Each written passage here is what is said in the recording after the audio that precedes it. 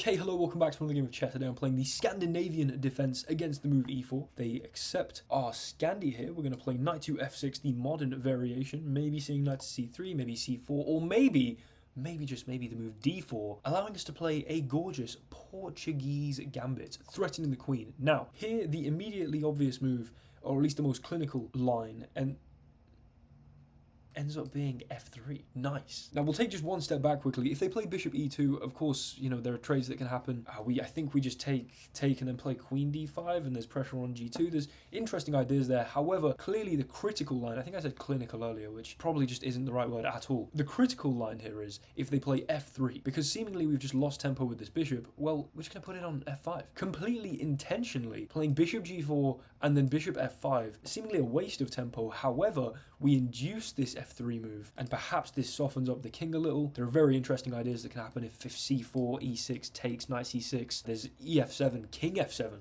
is a great position for black somehow, allowing the king to be dislodged. Very interesting one. However, they go for bishop b5. What should I play here? Do I play c6? I'm still relatively new to this gambit, so I'm only really familiar with c4 lines. Bishop b5 is an interesting little intermezzo check. I think often they play g4 as well in these kind of lines, maybe. I guess we'll see. I'm going to start with knight bd7. And I think maybe we can play a6 and b5, get rid of the bishop off this diagonal, and then maybe some knight b6, put a bit of pressure on here. And I guess if we play b5, it might be hard for them to play c4. And I don't know, we should be able to win back that pawn in the center while also having induced some potential weaknesses for my opponent. I don't know, maybe the sharpest line is c6 there, but after pawn takes, things can get a bit dicey, I think. Okay, I'm going to start with a6, bishop a4, yeah, okay. But then I'm going to play b5, and after bishop b3, I'm going to play knight b6. We're now attacking this thrice, very pleasantly indeed. You develop the knight so you can't push this c-pawn, so we should probably be able to win this pawn, and the f-pawn's kind of in the way of the natural developing square for this knight. Queenside castling is maybe not such an enticing prospect because I'm already expanded so far on this side of the board that maybe that's a little daunting to try and castle over there. And kingside castling, well, maybe there's a weakened diagonal to that king with the push of f3. So, you know, this loss of tempo here, it's definitely justified. Now, they bring the knight here, which makes sense, I guess. I think I will just take this. With which knight? I'm not entirely sure it particularly matters. I think I'm going to go with this one, just in case there's some g4, g5. Like, if I take here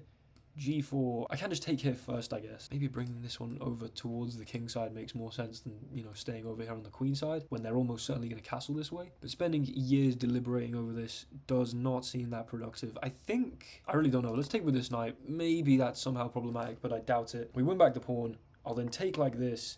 And I think I prefer my position very slightly. Maybe not, maybe it's kind of equal, but at least this f3 move looks kind of unnatural. We can probably play e6, maybe even break with c5, and if takes, we obviously get a gorgeous bishop on this diagonal. You know, the knight's very potentially looking at hopping into e3 in certain lines. Obviously, the bishop defends that for now, but I don't know. I'm enjoying my position because maybe e6, c5, should they not take, of course, if they take, I'd be in quite a good position, but should they not take, I'm threatening maybe c4, trap the bishop, so there are certainly brewing ideas. I'm going to start with e6 though. I'm going to stabilize some stuff, let my bishop breathe. I also will need to castle, and queenside probably is not very advisable. So yeah, I do think this c4 move is going to be quite pleasant. Maybe my opponent goes for sorry, did I say c4? I meant c5. Maybe my opponent goes for c4 though, which I don't love the look of, honestly. I guess I could take and then just play c5 myself. There's no real impetus for them to take at that point. You know, we're not threatening to trap the bishop anymore. I would be kind of annoyed to see the move c4 here because I think I pretty much have to take. Otherwise, I'm just, moving my knight, and then they could either push past or just take this. Maybe I don't have to take, but I think I'd be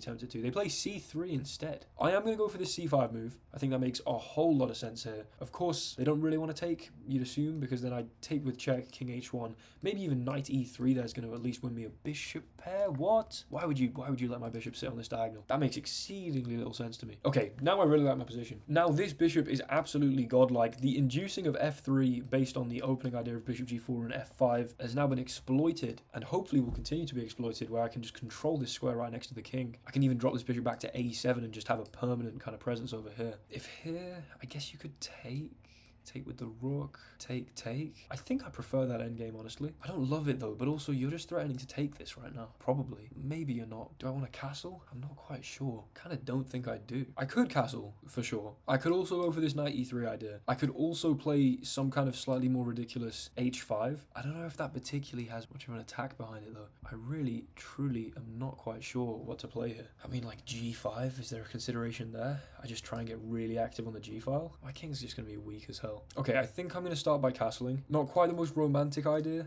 but I don't know. I think not castling would probably be foolish here. Now, should they choose to, there is the opportunity to isolate one of my pawns here. You do so for the price of the bishop pair, or they just hop in here with the knight. I guess I just play bishop g6. There's no need to really spend ages deliberating here. Maybe e5 is going to be a very nice idea in the near future. I do think that probably this bishop's very well placed. My control of e3 seems very pleasant. You can't bring your bishop here and start to fight against this diagonal. But I don't know how much real imbalance we've got going on in the position. I need to do something significantly more exciting semi-quickly before I get bored and end up sacking my queen and losing the game, which is what happens in like 90% of my games, I'd say. You know, I'm thinking we want to chuck the queen over here, bring a rook to the d file. That kind of thing is probably what we're looking for. I don't know. Ooh, f4 is interesting. Are you going to try and play f5? Or maybe you're just preventing me playing e5. Kind of makes some sense. I mean, I could just move my queen and bring a rook to the file, keep a little pressure on, something like this, maybe. Although, no, because if here, I'm going to hang this pony. Damn it. I do kind of like the idea of bringing my knight to the f5 square. Right, you know what? I'm dropping out with the knight. I'm going to hold this f5 pawn push. I don't think they can afford to play it now that I've played knight e7. Maybe that would have been some activity for my opponent had I not chosen to do that. I also don't give you the opportunity to take this at any point now, and maybe I look at realigning my bishop onto this diagonal. Now that you've just pushed the pawn that was on f3 to f4, you've drastically softened this diagonal towards the king. So if you can imagine, I don't know, I play bishop e4 and get the bishops tucked, both back here on like a7 and b7 as absolute snipers. I'm sure that would eventually bear some fruit, you'd have to imagine. So I think I like knight e7 here. I don't know, I feel quite secure. I'm happy with the position. Bishop e3 might be playable now. If I do this and you take... Oh, do I just lose there actually? Because if I take, you can take back. Yep, okay. They do go bishop e3, it makes sense. I'm going to take the opportunity to play bishop e4. Maybe I'm being stupid. Maybe I am really being stupid because bishop e4, knight takes here. You attack my queen and my bishop. I take this. You go here. I go here. And then you take here.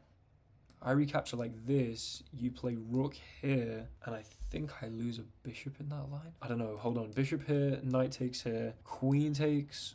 Rook takes. Bishop takes here, knight takes this, rook takes here. So I've got a knight and a bishop for a pawn and a rook, which usually would be quite pleasant. However, in the end, I do believe they get to play rook here, to which if I move my dark square bishop, I lose my light squared one. If I don't move my dark square bishop, I'm going to lose that unless I play knight f5. But then you don't have g4 there because this is pinned. So I think I can play this. I'm going to do it. I want to realign this bishop, and I don't actually think this works. A long-winded bit of calculation there. I'm not quite sure how much of that actually made any sense whatsoever, but you've got to imagine that some of it did.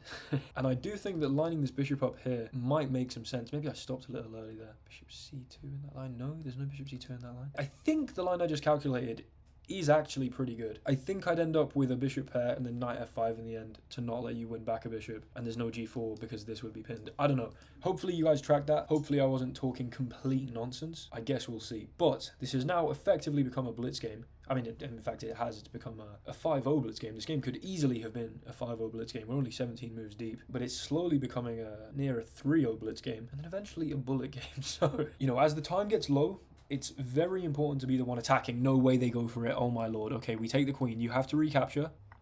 I really hope my calculation was right. I take here, you take here. Then I take here, you attack these bishops, but I get to play knight f5. Was I correct here? I think I was maybe correct. This was what I calculated.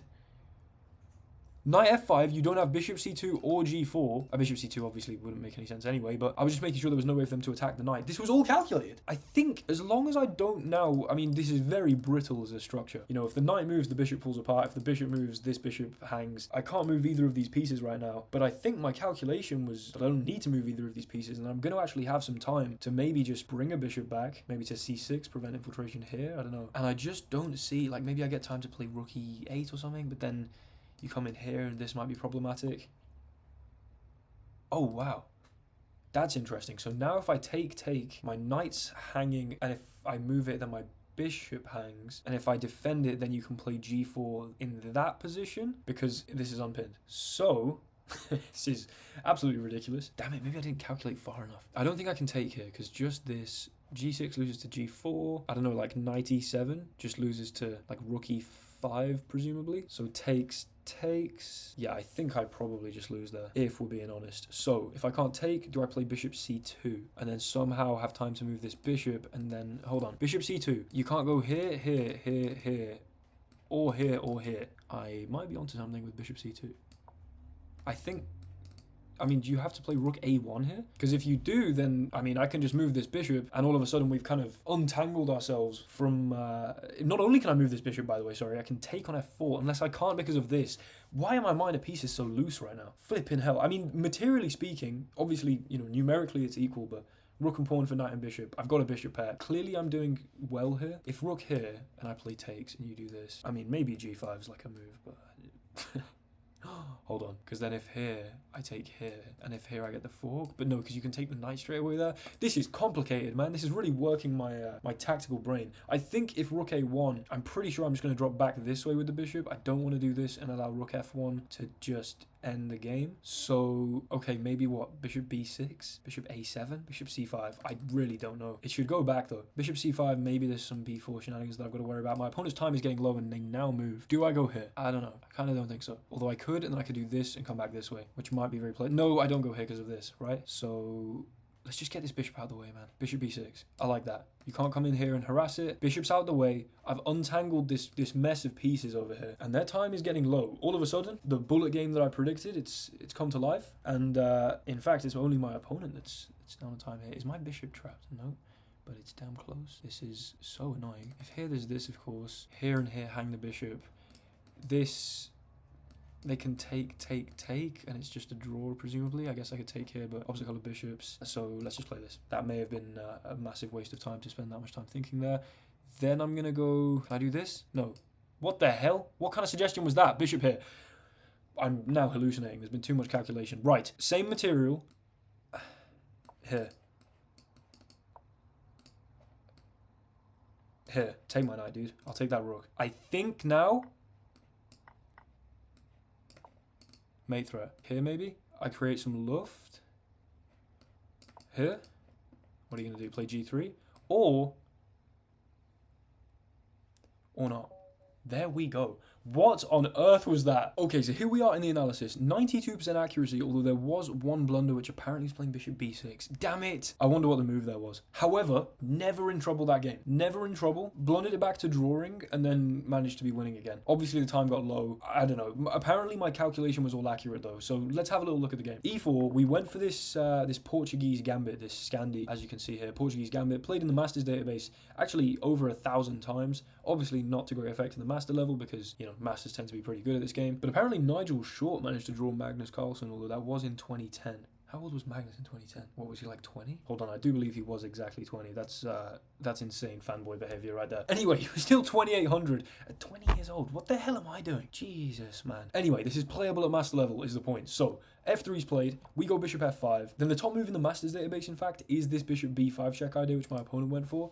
We go for that. In fact, I should keep the database open because, yeah, knight bd7, best move. Okay, nice. Then they went for knight c3, a6, bishop a4, b5, bishop b3. We're tracking 40 master games here. This is known as the Melbourne variation, I'm assuming? The Melbourne shuffle variation. What the hell, dude? Okay, so ostensibly this is known as the Melbourne shuffle variation. Apparently Tigran Petrosian has played this. I didn't realize I was playing theory here, but knight b6, best move. Then I took here, which was slightly favored in the Masters database. Okay, hold on. So this is actually perfect play. Knight takes, and then my opponent castles. We're still in 13 Master games and it's move 11. What on earth? I've never been in this position before. This is pretty cool. e6, clearly. They then play c3. My opponent is the first to deviate. Clearly, I am Magnus Carlsen. But c3 is a reasonable move. c5 is then, like, the best move. Damn it, that was so accurate. Takes, didn't make so much sense to me, although, again, not the end of the world. I castle, they bring the knight, bishop g6. I go back with my knight, which was that the best move? It's up there. Knight f6 is a little preferred, maybe with then angling to be getting into e4. I guess that could be a useful rerouting, because also we could put some serious pressure on here. Maybe at some point play e5, force the knight to move. You know, I don't know if we prepare it with f6, kick the bishop. I don't know. But it makes sense that the knight could belong on e4. However, knight e7, a great move. They bring the bishop, then bishop e4. I mean, had they gone queen e2 here, I don't know what my immediate plan was, but probably dropping back with the bishop at some point makes sense. Although maybe there's knight e6 tactics. However, the very natural, tactical looking move, knight takes e6, was an inaccuracy. A reasonable idea, but an inaccuracy nonetheless, because I can take the queen. Then I can take the bishop.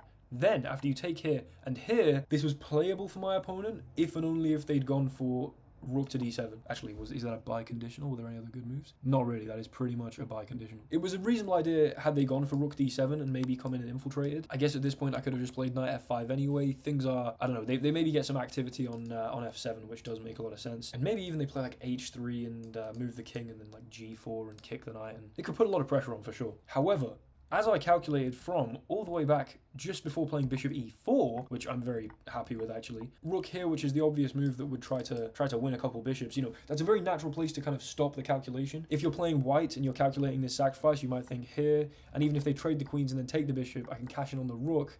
And then after the recaptures, I'm going to have these bishops here. Noticing for me that I could play knight f5 and that the g4 move, which would be quite natural to remove the defender to then take this, isn't possible because of the pin. I'm very happy with my sort of long-range tactical vision there, seeing that from so many moves ago, and thinking about the fact that they can't kick it with, you know, another bishop move like bishop c2. This bishop actually on e4 is fantastically placed. They move the bishop in here, then of course being careful that we don't take, because of course, I mean, I could play g6, but then g4 is now possible. If I move this is hanging. I mean, I explained that in the game. Instead, bishop here, best move, force the rook back here, and then bishop b6 is a blunder. What on earth? How is this a blunder? How on earth is this a blunder?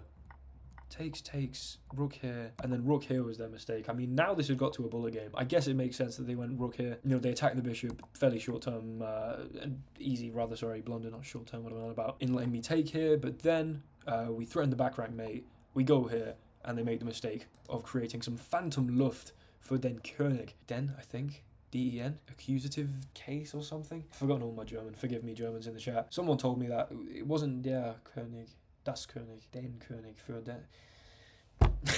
And of course, after h3, we got that very nice checkmate in one. Had they been more resistant, I was still clearly very winning here. And I had no doubt I was going to win this game. I would have been able to pick up this pawn, maybe even outpost my knight here, get in and do some dancing with the rook. Obviously create a bit of luft for myself as well, so I don't blunder back rank mate. However, bishop b6, why on earth? Like, what move should I have played? I should have played h5. Oh my lord, hold on, hear me out. To play h4, g6, king g7, rook here, and check. Is that the idea? Who knows? Because of course after takes would be a discovered check and mate because the bishop holds b8 there. I mean, for sure that's a game plan. I don't know if that's exactly what the engine had in mind after h5. There were a bunch of moves and bishop b6 just wasn't one of them. I could have taken it. Rook here and then played ostensibly bishop g5. Oh my lord, this is held. That's pretty stupid. I don't know why I didn't see that. I guess if you come in here, I can move my bishop, you bring this back in here, I then have to find bishop e3. Okay, things get very, very complicated. I don't mind the way I played that. I think the idea of trying to untangle was at least reasonable. Probably practically just meant that I didn't blunder any pieces. Of course, there was a threat of g4. Maybe h5, sorry, is just to leave this structure here, because actually this is now quite self-sufficient, and as long as you can't play g4, which h5 prevents you doing, my knight's here. Okay, so I mean, I don't understand the game of chess. Bishop e6 at least didn't give them any advantage. It was more that I wasn't playing for all the advantage that I had. However, then we managed to get the win, keep the knight on the board. Obviously, we had a very good position here. And yeah, what an interesting game. Thank you guys so much for watching. That really was a bro thinks he's Hikaru type of game. Quite deep calculation on show there. Hopefully that was trackable and entertaining for you guys. In fact, the video will almost certainly be titled and thumbnailed accordingly to some kind of bro thinks he's Hikaru joke. That might literally be the title of the video. Anyway, thank you guys so much for watching. Like, comment, and subscribe, and I'll see you in the next one. Goodbye.